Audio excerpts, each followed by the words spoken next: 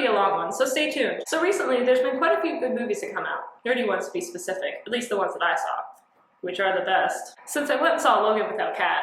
You jerk. I'm going to be doing the review. This isn't spoiler-free, by the way, so you've been warned. So just to address, Wolverine is one of my favorite comic book characters. Joseph Campbell would say hero. Characters. And I've been reading his comics for quite a long time, probably since I was a kid. And so seeing Old Man Logan was quite heart-wrenching for me, but it was a fantastic movie. I always refrain from seeing the trailers before I go to see the movie, you know, to keep the surprise, but I kind of snuck in one before coming to see it. And I was a little nervous after seeing it because I saw that they would be adding X-23, and I wasn't sure how they were going to portray her story and if they're going to do it right. But I think they did an amazing job, not only with her background, but the story of all the kids and the way that she interacted with Logan and Professor X, I thought was on point. Some things were exactly how they were in the comics, but when are they ever? At least they portrayed it in the best way possible that made sense with the other X-Men movies while keeping it true to what is supposed to happen. And I have to say, I'm pretty pleased with the ending they gave Logan, even though I cried when both Professor X and Logan died, both times and more, and I wouldn't have imagined it in any other way. And just as a side note, when Laura moved the cross to an X above his grave, it killed me. I may have broke, but it's fine. I only cried a lot. And let me just say, the action shots were perfect, if I do say so myself. I think it was a great send-off as the last leg of Wolverine. An overall fantastic movie, and I definitely recommend it for fellow fans. And Hugh Jackman, I'm gonna miss your perfect portrayal of my favorite comic book hero. Okay, I'm bored. We're gonna put you... Beauty and the Beast! Perfect! Cool. I'm gonna start because you already talked a lot. It's my turn. You go for it. Awesome!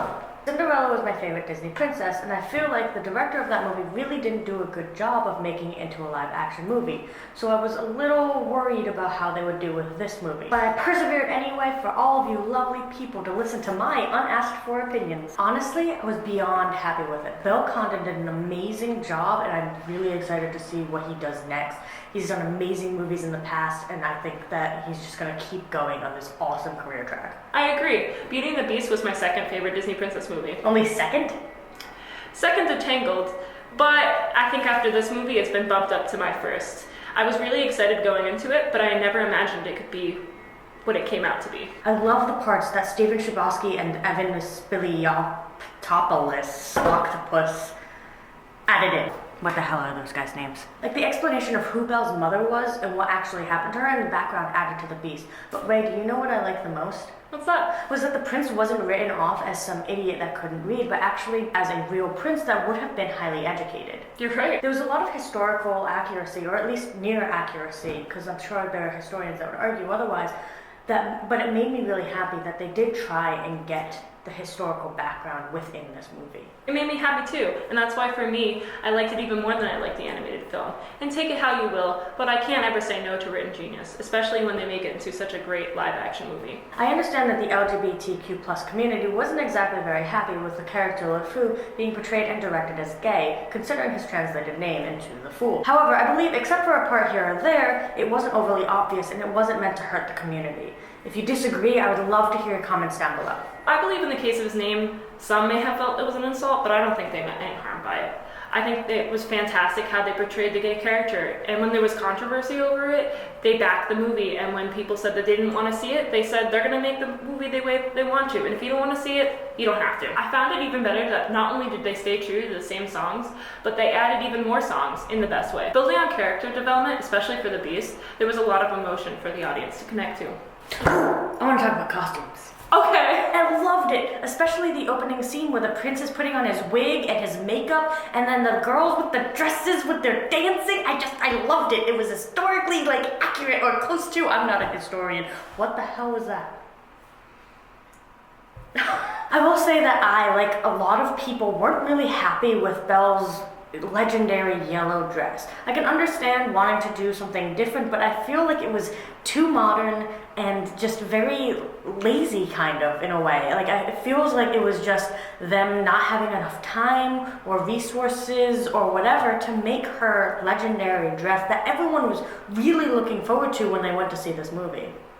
That's fair. I also wasn't really a fan with the ending scene dresses where they were kind of mid-thigh, kind of lower, like upper ankle sort of. I felt that there was a really weird length. However, I will admit that Belle's dress at the end with all of the flowers was absolutely gorgeous. I loved it immediately. I was like, I want it. I agree with the assumptions that me and other fans are making that the ending scene was Adam and Belle's wedding. That was a beautiful dress. I think a plain white wedding dress wouldn't have suited her well. So the added details with the flowers was a nice, beautiful touch. Honestly, as soon as I saw that dress, as a cosplayer, I wanted to recreate it. But we'll cross that bridge if it ever does come one day.